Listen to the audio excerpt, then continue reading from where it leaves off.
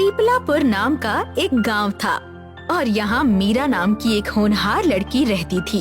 वो साधारण घर में जन्मी थी, लेकिन उसका सपना बहुत बड़ा था। एक दिन मशहूर शेफ बनना। खाना बनाना उसके लिए सिर्फ एक कला नहीं, बल्कि एक पूजा थी। वो अपनी माँ से नए नए व्यंजन बनाना सीखती और जब भी कुछ नया पकाती तो पूरे गांव में उसकी तारीफ होती। ऐसे ही एक दिन उसका सपना पूरा होने की मकाम पे था, क्योंकि गांव के सरपंच ने एक प्रतियोगिता की घोषणा की। सुनो सुनो सुनो गांव वालों, हमारे यहाँ एक अनोखी प्रतियोगिता होने वाली है। अरे सरपंच जी, अब कौन सी नई प्रतियोगिता होने वाली है? बेस्ट शेफ की प्रतियोगिता। बेस्ट शेफ प्रतियोगिता? मतलब खाना बनाने की प्रतियोगिता होगी? जी हाँ, आप सभी ने सही सुना। सरपंच जी, मेरा एक सवाल है, क्या मैं पूछ सकती हूँ? अरे मीरा बेटा, तुम तो बहुत अच्छा खाना बनाती हो, तुम तो इस प्रतियोगिता में जरूर हिस्सा लेना। जी सरपंच जी, मगर इस प्रतियोगिता में इनाम क्या होगा? इनाम? इसमें जो भी जीतेगा उसे शहर के सबसे बड़े होटल में शेफ बनने का मौका मिलेगा। ये सुनते ही मीरा के दिल की धड़कन तेजी से बढ़ने लगी। क्या हुआ मीरा बेटा, तुम इतनी खामोश क्यों हो? कुछ नहीं सरपंच जी, बस ये प्रतियोगिता मुझे जीतनी है। मेरा सपना है ये कि मैं एक बहुत बड़ी शेफ बनूं। अरे मीरा बहन, तुम तो इस गांव की कमाल की शेफ हो। प्रतियोगिता जीतने पर तुम शहर में भी जानी जाओगी। हाँ मीरा, कल्लू भैया बिल्कुल सच कह रहे हैं। तुम्हें तो इस प्रतियोगिता में जरूर हिस्सा लेना चाहिए। हाँ हाँ, बिल्कुल सही कह रहे हैं आप सब लोग। मीरा तो इस गांव की शान है, हमारे गांव की होनहार लड़की। क्यों मीरा, तुम हिस्सा लोगी ना? जी सरपंच जी, आप सभी का साथ और आशीर्वाद हो तो मैं जरूर हिस्सा लूंगी और जीतने की कोशिश करूंगी। अरे बेटा, तुम बिल्कुल चिंता मत करो, हम सब तुम्हारे साथ हैं। कुछ ही दिनों में उस प्रतियोगिता के परीक्षक हमारे गांव में आने वाले हैं। हमारे गांव क्यों सरपंच जी? वो यहाँ की हर चीज का निरीक्षण करेंगे और कुछ सवाल भी पूछेंगे। तुम बिल्कुल भी डरना मत, सिर्फ उनके सवालों का सही सही जवाब देना। लेकिन ये परीक्षक आएंगे कहाँ से? शहर से कल्लू बेटा, वो शहर के जाने माने शेफ होंगे। मतलब शहर के इतने जाने माने शेफ यहाँ आएंगे हमारे पीपलपुर गांव में? मीरा की चिंता अब और बढ़ गई, क्योंकि जब सरपंच ने कहा कि वो शहर से इस गांव आएंगे तो मीरा को अपना घर याद आया। अपने घर को याद करते हुए वो मन ही मन सोचने लगी, वो जाने माने शेफ जब हमारे गांव आएंगे तो पता नहीं क्या सोचेंगे। मीरा, क्या हुआ? तुम मायूस क्यों हो? क्या तुम्हें इस प्रतियोगिता से डर लग रहा है?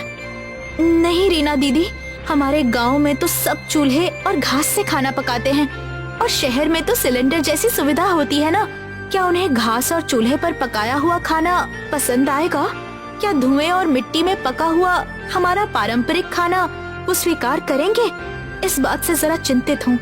बात तो सही है, पर तुम्हारे हाथों में जादू है मीरा, और तुम्हें अब अपना सपना सच कर दिखाना है। हाँ रीना दीदी, अब तो मैं परीक्षकों को प्रभावित करके जीत कर रहूंगी। मैंने तय किया है मन में। कुछ दिनों बाद पीपलपुर गांव में 3 नामी गिरामी शेफ परीक्षकों का आगमन हुआ। पूरे गांव में हलचल मची हुई थी। सभी गांव वाले परीक्षकों को देखने के लिए इकट्ठा हुए। परीक्षक मीरा के घर पहुँचे। क्या तुम ही मीरा हो? जी सर, मैं ही मीरा हूँ। क्या तुम्हारे गांव में सिलेंडर जैसी सुविधा नहीं है? नहीं, हमारे यहाँ मिट्टी के चूल्हे और घास की मदद से ही खाना पकाते हैं।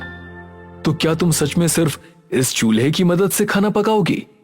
मैं इसी चूल्हे पर स्वादिष्ट खाना बनाऊंगी, क्योंकि यही हमारी परंपरा है।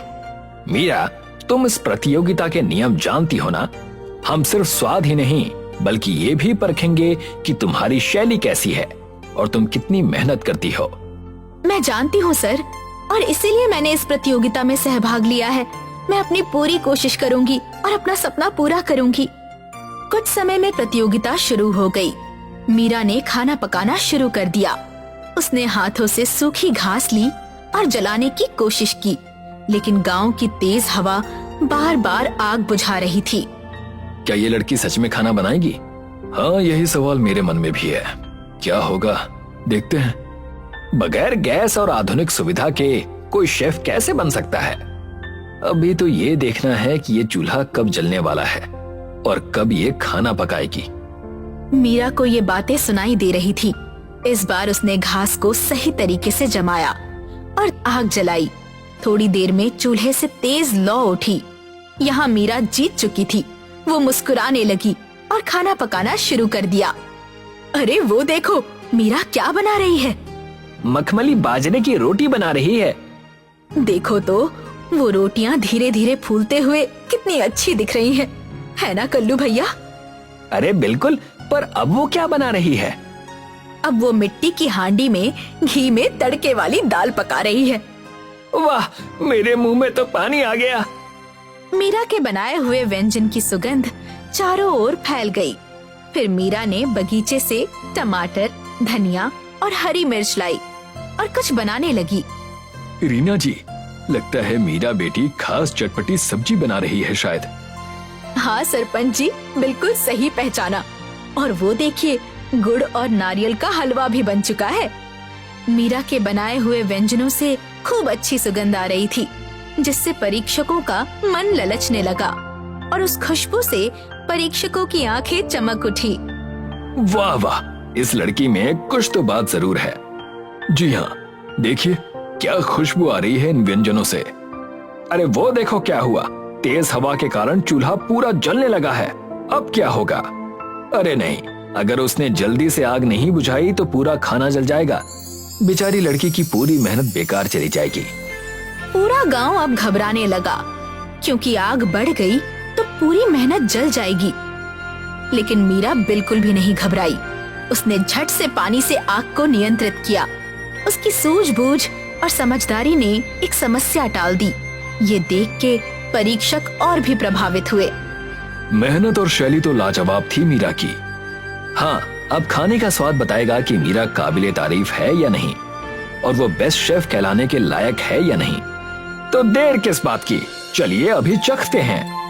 परीक्षक मीरा के पास पहुँचे और उनके सामने गर्मा गर्म बाजरे की रोटी, घी वाली दाल, चटपटी सब्जी और मीठा हलवा था। लाजवाब मीरा, वाह बहुत खूब। मीरा, ये तो जादू है, क्या खूब हलवा बनाया है तुमने।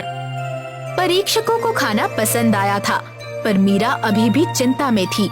उसका दिल धड़क रहा था, क्या वो जीत पाएगी? कुछ देर शांति के बाद मुख्य परीक्षक बोले, मीरा, तुमने कठिन परिस्थितियों में भी अपनी लगन और हुनर से हमें प्रभावित किया है। तुम ये प्रतियोगिता जीत चुकी हो। आखिर मेरा सपना पूरा हुआ। इसी चूल्हे और घास ने मेरी आज मदद की, एक अच्छी शेफ बनने के लिए। वाह मीरा बेटा, हमें तुम पर नाज है। अभिनंदन मीरा, तुमने हमारे गांव का नाम रोशन किया है। अब तो हमें कुछ दावत देनी पड़ेगी मीरा। पूरे गांव में खुशी का माहौल था। मीरा की आंखों में खुशी के आंसू थे। मीरा ने साबित कर दिया कि सपने पूरे करने के लिए गैस सिलेंडर या महंगे साधनों की जरूरत नहीं होती। असली सफलता मेहनत, धैर्य और जुनून से मिलती है। गांव वालों ने उसे सिर पर उठा लिया। परीक्षक भी खुशी खुशी लौटे, लेकिन उनके साथ मीरा का नाम भी पूरे शहर में गूंज उठा। अब मीरा का सफर शुरू हो चुका था, गांव की मिट्टी से निकलकर दुनिया की सबसे बड़ी रसोई तक। शिक्षा, संसाधनों की कमी आपके सपनों की उड़ान नहीं रोक सकती। यदि आपके पास लगन और मेहनत है, तो आप किसी भी परिस्थिति में सफलता पा सकते हैं। दिनेश एक गरीब किसान है। उसके परिवार में उसकी पत्नी सीमा और उसकी एक 17 साल की बेटी सिमरन है। तीनों लोग खेती का काम करके ही अपना पेट पालते हैं और उसी में खुश हैं। मैं बीज लेकर आ रहा हूँ, तुम दोनों तब तक बैलों को लेकर खेतों में जाओ। सीमा और सिमरन खेत पहुंचकर इंतजार करते हैं और दिनेश बीज लेकर आ जाता है। दिनेश इन्हीं बीजों को अपने खेत में बोने लगता है। सीमा और सिमरन भी बुआई के काम में उसकी मदद करते हैं। तभी एक आदमी उसके खेतों के पास से गुजरता है और दिनेश को डांटता है। तुम इस नाबालिग बच्ची से क्यों काम करवा रहे हो? इसकी तो अभी पढ़ने लिखने और खेलने की उम्र है। ये मेरी बेटी है और अपने ही खेत में काम कर रही है। तुम्हारी बेटी ही क्यों ना हो, तुम इससे बाल मजदूरी नहीं करवा सकते। ये कानूनन अपराध है और तुम्हें इसके लिए जेल भी हो सकती है। कल से अपनी बेटी को स्कूल भेजना। अगर मुझे ये फिर से खेत में काम करते हुए दिखी तो मैं तुम्हारी कंप्लेन कर दूंगा। वैसे भी मैं सरकारी विभाग में काम करता हूँ। उस आदमी की बात सुनकर दिनेश घबरा जाता है और सिमरन को स्कूल भेजने का फैसला लेता है। वो खेत को अधूरा जोता हुआ छोड़कर स्कूल जाता है और प्रिंसिपल से मिलता है। मुझे अपनी बेटी का दाखिला इस स्कूल में करवाना है। ठीक है, एडमिशन शुरू हो चुके हैं। आप 20,000 रुपए एडमिशन फीस भर दीजिए, मैं आपकी बेटी का एडमिशन कर दूंगी। 20,000 रुपए की बात सुनकर दिनेश हक्का बक्का रह जाता है। आप 1 हफ्ते में फीस जमा कर दीजिए, फिर एडमिशन बंद हो जाएंगे। दिनेश ये सोचते हुए अपने खेत की तरफ आता है कि वो 1 हफ्ते में 20,000 रुपए का इंतजाम कहाँ से करेगा। वो खेत में पहुँचता है। कहाँ चले गए थे अचानक से? मैं स्कूल में सिमरन के एडमिशन के लिए पता करने गया था। वो लोग 20,000 रुपए एडमिशन फीस बता रहे थे। पर हम लोग इतने पैसे कहाँ से लाएंगे? जो भी करना पड़े, बेटी का स्कूल में दाखिला तो करवाना ही पड़ेगा। और ये मैं जेल जाने के डर से नहीं कह रहा हूँ, बल्कि सिमरन के भविष्य के लिए भी यही ठीक रहेगा। कब तक वो हमारे साथ खेतों में काम करेगी? दिनेश अब पैसे जुटाने की हर कोशिश करता है। वो लोगों से उधार मांगता है, पर गरीब होने की वजह से कोई भी उसे उधार नहीं देता। वो अपने जमा किए हुए सारे पैसे जोड़कर देखता है। ये तो सिर्फ 3,000 ही हैं। 2 दिन निकल गए हैं। अगर जल्दी ही पैसे नहीं जुटा पाया तो मेरी सिमरन इस साल स्कूल नहीं जा पाएगी। जब दिनेश के पास कोई रास्ता नहीं बचता तो वो अपने घर का अनाज बेचता है। क्या कर रहे हैं जी आप? अनाज बेच देंगे तो हम लोग खाएंगे क्या? अगर हमारे भूखे रहने से हमारी बेटी स्कूल जा सकती है तो मैं भूखा रहने के लिए खुशी खुशी तैयार हूँ। दिनेश अपने घर का सारा अनाज बेच देता है और उससे मिले पैसों से सिमरन का स्कूल में एडमिशन करवा लेता है और ये खुशखबरी घर आकर सभी को सुनाता है। दाखिला हो गया है। अब कल से मेरी बेटी स्कूल जाएगी और पढ़ लिख कर कोई अच्छी नौकरी करेगी। अगले दिन से सिमरन स्कूल जाती है, पर जैसे ही वो स्कूल पहुंचती है, वो देखो, उस लड़की ने कितने गंदे कपड़े पहने हैं। छी, ये तो कहीं से भी स्टूडेंट नहीं लग रही है। इसको देखकर तो ऐसा लग रहा है कि ये खेतों में काम करने वाली कोई मजदूर हो। सिमरन ने वही फटे हुए और मिट्टी से सने कपड़े पहने हुए हैं जिन्हें पहनकर वो खेतों में काम करने के लिए जाया करती है। तुम हमारे साथ मत बैठो, तुम्हारे कपड़ों से बदबू आ रही है। जाकर कहीं और बैठ जाओ। सिमरन को स्टूडेंट की ये बात बहुत बुरी लगती है और वो जाकर पीछे लास्ट बेंच पर बैठ जाती है। उसकी आंखों में आंसू हैं, पर वो अपने आंसुओं को छुपाने की कोशिश करती है। स्कूल की छुट्टी होती है और एक मोटी लड़की सिमरन के पास आती है। तुम्हारे पास स्कूल ड्रेस नहीं है ना, इसलिए सभी तुमसे दूर भाग रही है। पर तुम चिंता मत करो, मेरे पास मेरी पुरानी ड्रेस है। मैं वो ड्रेस कल तुम्हारे लिए लेकर आ जाऊंगी। सिमरन को लगता है कि वो लड़की उसके साथ मजाक कर रही है। किसी की बात पर ज्यादा ध्यान मत देना। जब मैं शुरू में आई थी तो मोटी होने की वजह से सभी लोग मुझे बहुत चिढ़ाते थे। तब मैं भी बहुत रोई थी। पता है ये लोग मुझे क्या कहकर चिढ़ाते थे? क्या कहते थे? मोटी भैंस। देखा, तुम्हारा मूड ठीक कर दिया ना। अब घर जाओ, कल मैं तुम्हारे लिए ड्रेस लेकर आऊंगी। और दोनों अपने अपने घर के लिए चले जाते हैं। सिमरन को बहुत अच्छा महसूस हुआ। उसे खुशी हो रही थी कि उसकी एक अच्छी दोस्त बन गई है। सिमरन खुशी खुशी घर जाती है और अपने दोस्त के बारे में अपनी माँ को बताती है। सीमा और दिनेश बहुत खुश हैं कि सिमरन दूसरे बच्चों से जल्दी ही घुलने मिलने लगी है और उसकी एक दोस्त भी बन गई है। अगले दिन जब सिमरन स्कूल जाती है तो वो मोटी लड़की पहले से वहाँ उसके लिए ड्रेस लेकर पहुँची हुई थी। ये लो, वॉशरूम में जाकर ड्रेस चेंज करके आ जाओ। सिमरन ड्रेस चेंज करके आती है, पर ये ड्रेस उस पर बहुत ढीली हो रही है। इसके साथ ही उस ड्रेस को जगह जगह से चूहों ने काटा हुआ है, जिससे पूरी ड्रेस पर छेद हो रखे हैं। सभी स्टूडेंट उसका मजाक उड़ाते हैं। वो देखो, उस लड़की ने कितने ढीले कपड़े पहने हुए हैं और कपड़ों पर छेद भी हो रखे हैं। हाँ, ये छेद देखकर तो लग रहा है कि ये कपड़े चूहों ने अपनी दावत में पहने थे। वो मोटी लड़की भी उन्हीं के बीच खड़ी है। ये देखकर सिमरन को लगता है कि उसने जानबूझकर सिमरन को ये फटी हुई ड्रेस दी है ताकि स्टूडेंट्स उसका मजाक उड़ा सकें। सिमरन रोते हुए स्कूल से चली जाती है। मैंने किसी का क्या बिगाड़ा है? सभी लोग मेरा मजाक क्यों उड़ाते हैं? पर ये बात मैं घर पर नहीं बताऊंगी, नहीं तो मम्मी पापा को बहुत चिंता होगी। अब सिमरन मजाक बनने के डर से स्कूल जाना छोड़ देती है। वो सुबह घर से तो निकलती है पर स्कूल नहीं जाती है और 1 महीने तक ऐसा ही चलता है, जिससे प्रिंसिपल सिमरन का स्कूल से नाम काट देती है। जब ये बात दिनेश को पता चलती है तो वो सिमरन को बहुत डांटता है। तुम्हें पता है, तुम्हारे दाखिले के लिए हमने घर का अनाज तक बेच दिया और तुम स्कूल जाने की बजाय रास्ते में समय बर्बाद करती हो। तुम तो कह रही थी स्कूल में तुम्हारी एक अच्छी दोस्त बन गई है, फिर क्या हो गया? ये सब क्यों किया?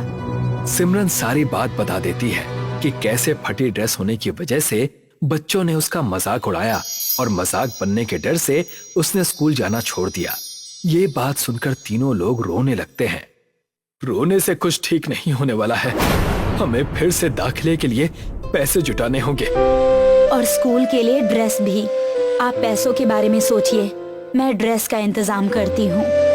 दिनेश के पास अब ना तो बेचने के लिए अनाज बचा था, इसीलिए वो अपने आधी खेत को गिरवी रखता है और उससे मिले पैसों से सिमरन का फिर से दाखिला करवाता है। सीमा भी दिन रात मेहनत करके घास को बुनकर सिमरन के लिए स्कूल ड्रेस और स्कूल बैग तैयार करती है। सिमरन घास की स्कूल ड्रेस पहनकर और घास के बने बैग को लेकर स्कूल जाती है, पर फिर भी स्टूडेंट सिमरन का मजाक उड़ाते हैं। पर इस बार सिमरन किसी की बात पर ध्यान नहीं देती और मन लगाकर पढ़ाई करती है। मेरे पापा ने मेरी पढ़ाई के लिए खेत तक गिरवी रख दिए हैं। मैं एग्जाम में अच्छे मार्क्स लाकर पापा को खुश कर दूंगी। एग्जाम का रिजल्ट आता है और सिमरन अपनी क्लास में फर्स्ट आती है। जो भी स्टूडेंट्स फटे कपड़ों की वजह से उसका मजाक उड़ाते थे, वो उससे माफी मांगते हैं। हमें माफ कर दो सिमरन, हमें लगता था कि सिर्फ नए कपड़े पहनकर ही पढ़ाई की जा सकती है, पर तुमने तो फटे हुए कपड़ों में ही क्लास में टॉप कर दिया। अच्छा, मैथ्स में हमारे कुछ डाउट्स हैं, उन्हें क्लियर करने में हेल्प करोगी ना? हाँ, जरूर करूँगी। क्लास में टॉप करने पर सिमरन को स्कॉलरशिप मिलती है, जिसमें उसकी फीस की माफी के साथ साथ स्कूल ड्रेस और कुछ नई बुक्स भी मिलती हैं। ये देखकर दिनेश और सीमा बहुत खुश होते हैं। हमारी बेटी ने तो कमाल कर दिया, खेत गिरवी रखने का अब मुझे कोई दुख नहीं है। अब तो कल से तुम नई ड्रेस पहनकर स्कूल जाओगी। नहीं माँ, मुझे आपकी बनाई हुई ये घास की ड्रेस ही पसंद है। इसी ड्रेस को पहनकर मैंने क्लास में टॉप किया था और इसी ड्रेस को पहनकर मैं आगे की पढ़ाई भी करूँगी। सिमरन घास के ड्रेस पहनकर स्कूल जाती है। अब वो और भी ज्यादा मेहनत करती है और आगे भी हर एक क्लास में टॉप करती है। सिमरन को कॉलेज से ही प्लेसमेंट मिलती है और वो अपनी जॉब की पहली कमाई अपने पापा दिनेश को देती है। ये लीजिए पापा, आज मेरी फर्स्ट सैलरी आई है। आज मुझे तुम पर बहुत गर्व हो रहा है। मैं आज जो भी हूँ आपके और माँ के प्यार और सपोर्ट की वजह से हूँ। सभी खुश हो गए और अपनी जिंदगी जीने लगे। पड़ोस की पिंकी नई साड़ी लेकर आई है, लेकिन आपने तो मुझको अभी तक एक भी नई साड़ी नहीं दिलवाई। अरे जितना कमाता हूँ उतना तुम्हें लाकर दे देता हूँ। घर का खर्चा तुम ही तो चलाती हो। हाँ ठीक है, आप मुझे कमाई लाकर देते हैं, पर ये तो देखिए कि लाकर कितना देते हैं। उसमें सिर्फ 2 वक्त की रोटी का ही गुजर बसर हो पाता है। इस झोपड़ी में रहते रहते कितना समय हो गया है, पर वही सूखी रोटी खाने को मिलती है। अरे अब मैं करूं भी तो क्या करूं? जितनी कमाई हो सकती है उतना कमा लेता हूं। ढाबे पर ही तो काम करता हूं। मालिक जितना देता है उतना तुम्हें लाकर दे देता हूं। दुनिया कहां से कहां पहुंच गई, पर आप तो अपनी गुलामी से बाज ही नहीं आते। आपको वही ढाबा मिला है क्या काम करने के लिए? अरे तुम अपने काम से काम रखो। मैं काम कर रहा हूँ ना, खाली तो नहीं बैठा। सीमा की शादी को कुछ समय बीत गया था। रामू उसको सारी खुशियाँ नहीं दे पा रहा था, इसलिए सीमा हमेशा चिड़चिड़ी रहा करती थी। और ऊपर से उसके पड़ोस में जब कोई नई चीज खरीद लेता तो उसके मन में उससे घृणा पैदा हो जाती और वो सारी घृणा अपने पति रामू पर आकर निकाल देती थी। एक दिन की बात है, रामू अपने ढाबे पर काम कर रहा था। ए क्या रे, इतनी देर से टेबल नंबर 24 का ग्राहक पुकार रहा है, ध्यान कहाँ रहता रे तेरा? सुनाई नहीं दिया, मैं अपने काम में मशगूल था। अरे आजकल तेरा ध्यान ना जाने कहाँ रहता है। इस तरह से तो बिल्कुल नहीं चलेगा बेटा। मतलब? एक काम कर, तू अपना ना हिसाब कर ले और कहीं और जाकर काम देख ले। लेकिन मैं तो आपके ढाबे पर बहुत सालों से काम कर रहा हूँ, फिर आप ऐसा क्यों कर रहे हो भला? अरे दरअसल बात यह है कि मेरी बीवी का भाई यानी मेरा साला गांव से आया है। उसको काम धंधा नहीं मिल रहा है, इसलिए वो मेरे काम में हाथ बटाना चाहता है। अब दो कारीगरों को तो मैं रख नहीं सकता, इसलिए तुझे यहाँ से जाना होगा। मालिक आप तो जानते हैं मैं तंदूरी रोटी बहुत अच्छी बनाता हूँ और साथ में मिसल भी। अरे मैं जानता हूँ, मिसल की वजह से ही मेरे यहाँ पर ग्राहकों की भीड़ लगी रहती है, परंतु अपने साले को भी मना नहीं कर सकता ना। तू तो जानता ही है कि साले को मना करना आफत मोल लेना है। अगर मैंने उसको मना कर दिया तो मेरी बीवी मुझे जीने नहीं देगी, इसलिए तुझे यहाँ से जाना ही पड़ेगा बेटा।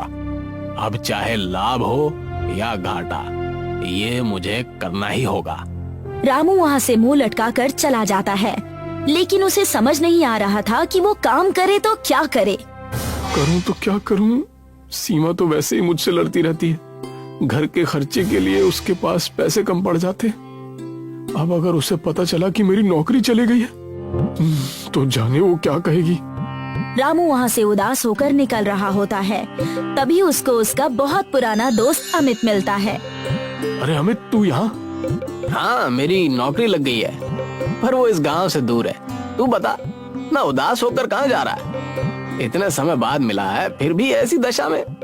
रामू उसको सारी बात बता देता है।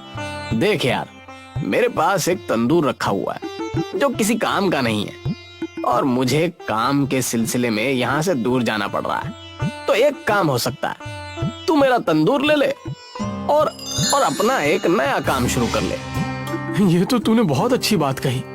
अगर मुझे तंदूर मिल जाए तो मैं मिसल पाव बनाकर बेच सकूंगा। चल ठीक है, मैं तुझे तंदूर देता हूँ। रामू अमित का तंदूर ले आता है और सीमा को सारी बात बताता है। सीमा भी इस बात पर बहुत दुखी होती है कि उसकी नौकरी चली गई, पर अब वो बात समझकर रामू से कहती है, चिंता वाली बात तो है कि आपकी नौकरी चली गई, परंतु अच्छी बात ये है कि हमें तंदूर मिल गया। ये लीजिए, मैंने कुछ पैसे जोड़ रखे थे। अरे अच्छा हुआ तुमने पैसे बचा कर रखे। आज यही पैसे हमारे काम आएंगे। मैं इन पैसों से मिसल बनाने का सामान लेकर आता हूँ। रामू उन पैसों से मिसल का सामान ले आता है, फिर वो मिसल बनाता है और बाजार में अपना एक ठेला लगाता है, परंतु उसका एक भी मिसल पाव नहीं बिकता, जिसकी वजह से वो बेहद निराश हो जाता है। आप चिंता क्यों करते हैं? अभी लोगों को आपके हाथों के हुनर का अंदाजा ही नहीं है ना। जिस दिन वो लोग इसका स्वाद चखेंगे, उन्हें पता चल जाएगा कि आप कितना अच्छा मिसल पाव बनाते हैं। धीरे धीरे रामू के ठेले पर लोग आने लगते हैं और उनको तंदूरी मिसल पाव बेहद पसंद आता है। ये देखकर रामू और सीमा बहुत खुश हो जाते हैं। सीमा, तुमने सही कहा था। मैं अगर उस ढाबे पर रहता तो मैं कभी इतनी तरक्की नहीं कर पाता और मुझे पता ही नहीं चलता कि मेरे हाथों में भी हुनर है। मैं यूं ही आपसे थोड़ी ही लड़ती थी।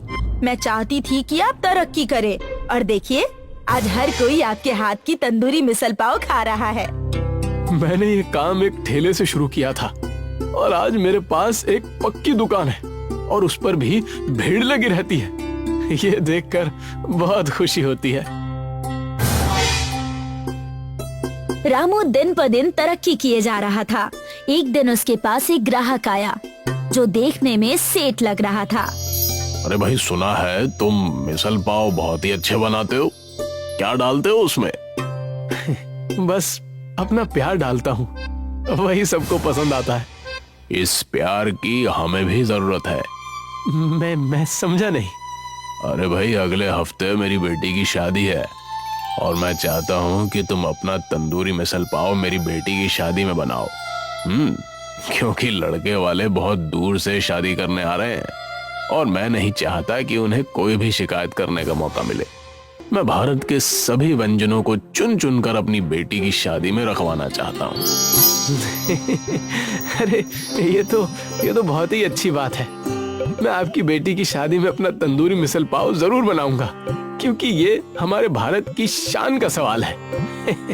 ये मेरे लिए गर्व की बात होगी कि बाहर देश के लोग हमारे देश में खाना खाने आए और हमारे सभी व्यंजनों को पसंद करें। अरे इसीलिए तो मैं देश के कोने कोने से चुनकर व्यंजनों की भरमार करना चाहता हूँ। उन्हें अपने भारत के दर्शन कराना चाहता हूँ। आप चिंता ना कीजिए, मैं इसमें आपका पूरा सहयोग करूंगा। रामू सेठ की लड़की की शादी में तंदूरी मिसल पाव बनाता है, जो कि शादी का एक केंद्र बन जाता है। सब उसका तंदूरी मिसल पाव बहुत पसंद करते हैं और तारीफों के पुल बांध देते हैं। अब रामू का व्यापार बहुत दूर दूर तक फैलने लगा था और अब उसकी कई शहरों में दुकान बन गई थी।